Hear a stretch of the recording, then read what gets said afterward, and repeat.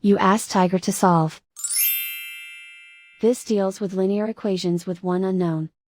The final result is p equals 71 over 146.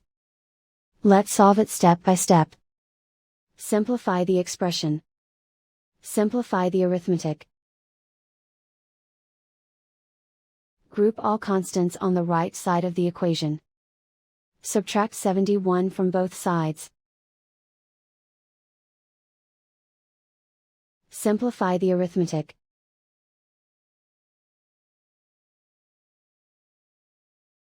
Isolate the p. Divide both sides by negative 146.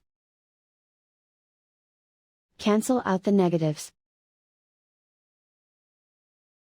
Simplify the fraction. Cancel out the negatives. And so the final result is p equals 71 over 146.